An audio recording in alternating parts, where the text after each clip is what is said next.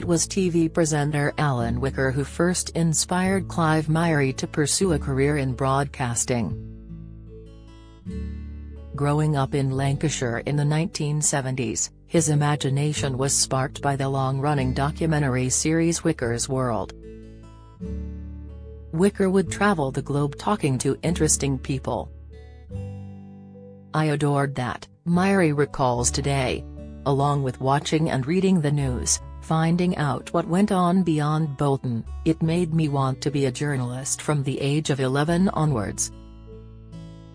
But the fact Whicker was a white, middle-class man made the youngster's dreams seem all the more improbable. "I didn't see anyone with a Lancastrian accent or who was black doing TV journalism," he continues. "Then I saw Trevor McDonald on ITV News and thought, maybe it is possible."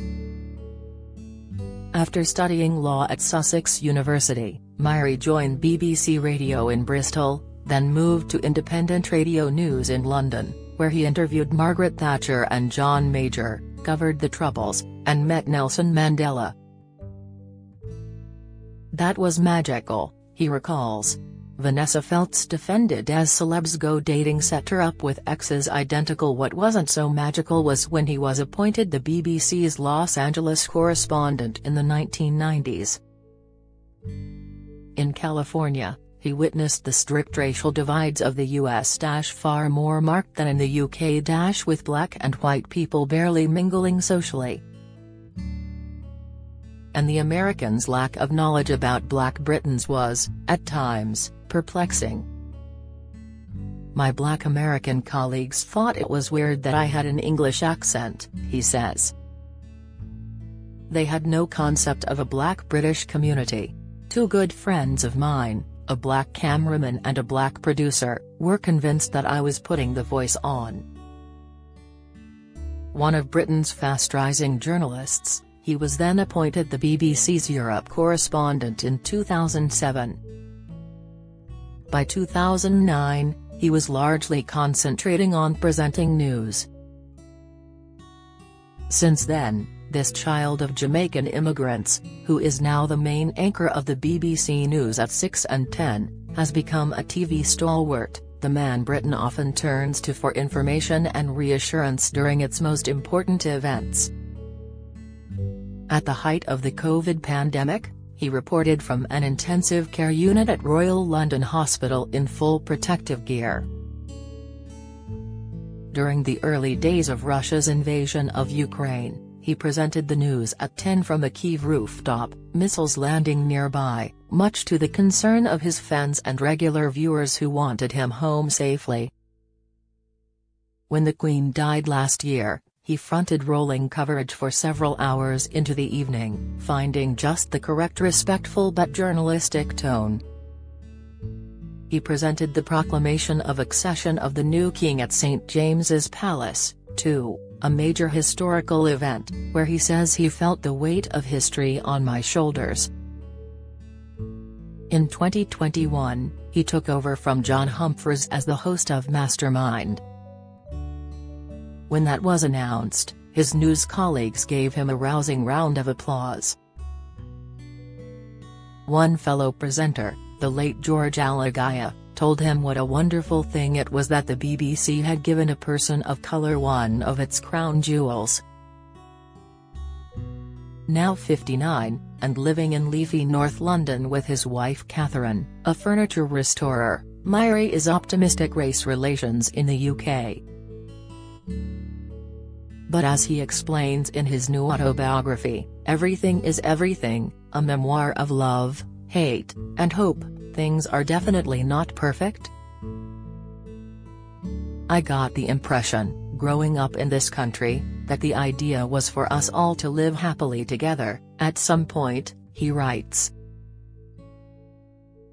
Don't miss. Danny Masterson's lawyer issues defence as actor in mental distress. Latest, Scottish Robert Burns actor John Kearney dies. Insight, Sunday Brunch's Simon Rimmer says it's time to move on in career announcement. Discover, that point, he thinks, is getting closer. And, while the Prime Minister is of Indian heritage, there's a black female bishop and the Mayor of London is the Muslim son of a bus driver. Racial equality is still far off. Americans might say that electing Barack Obama in 2008 was the biggest stride towards giving ethnic minorities a powerful role in society. But Myrie believes modern Britain has gone further than any of the other major democracies. The legacy of slavery means that white and black Americans still have a sense of separateness, he says. There's a feeling of superiority among white people. That doesn't exist so much in Britain. However, as he explains in his memoir, racial harmony was much rarer when his parents first arrived in England from Jamaica, in the early 1960s. His mother Lynn, a teacher, and dad Norris, a skilled shoemaker, were part of the Windrush generation of Caribbean immigrants. They were a group of people who came to Britain full of hope and excitement for Britain's future, says Myrie. They also had fresh ideas and a strong work ethic. But too many politicians and members of the public saw the new arrivals as a threat to the UK's racial character. They were frequently met with hostility and racial discrimination in the workplace and when looking for housing. The Windrush generation's potential as a dynamic, positive influence on society was wasted, somewhat. Lynn's Jamaican teaching qualifications weren't deemed good enough, and, with no time to retrain while caring for her young son, she had to fall back on dressmaking. Norris, meanwhile, worked on building sites and in a factory to make ends meet.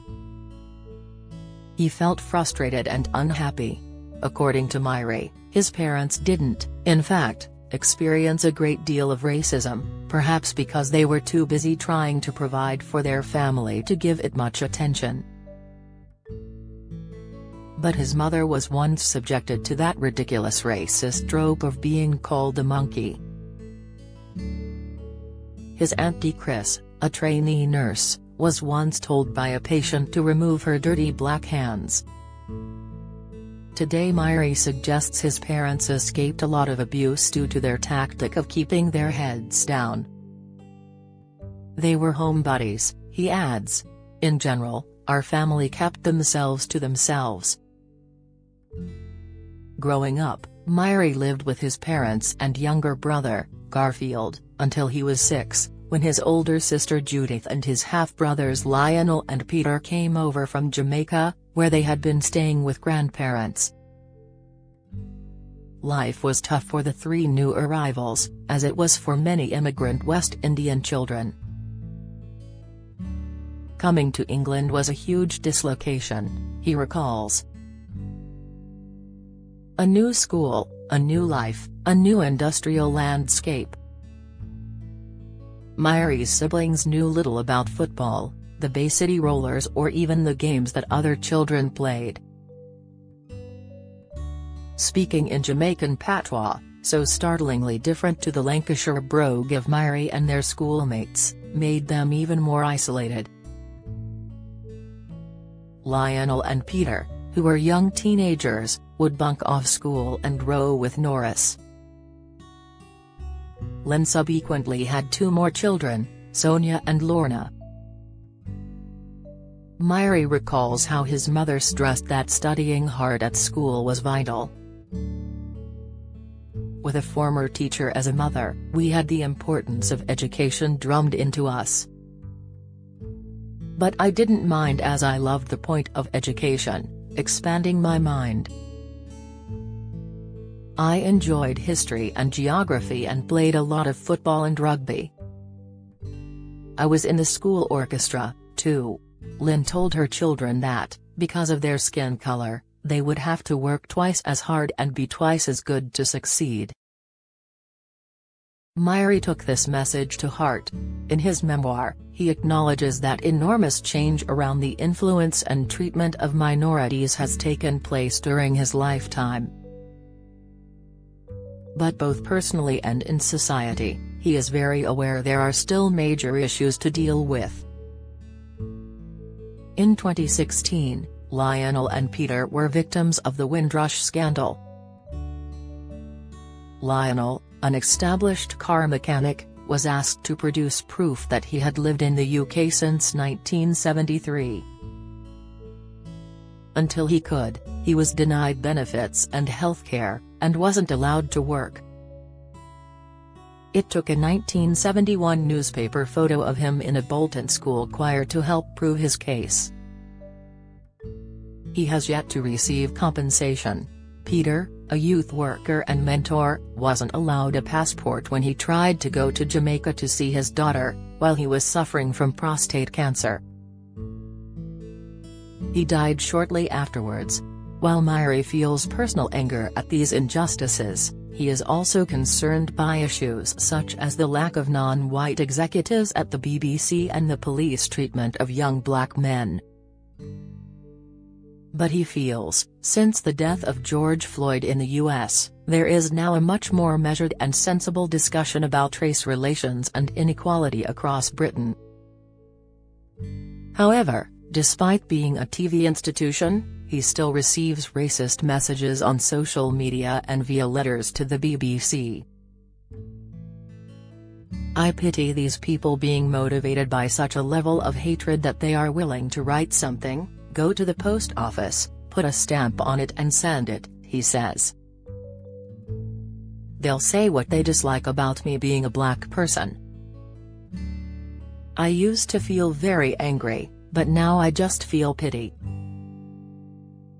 On occasion, in the past, I've responded and said, I don't understand where you are coming from. They never reply. They never continue the dialogue. Myrie stresses just how pointless racism is. If you've got red hair, you've got red hair. If you're black, you're black. That's it. There's no logic to racism. Everything is Everything by Clive Myrie, Hotter, 22 pounds, is published on Thursday. To pre-order, visit expressbookshop.com or call 020-3176-3832. Free UK P&P on orders over £25.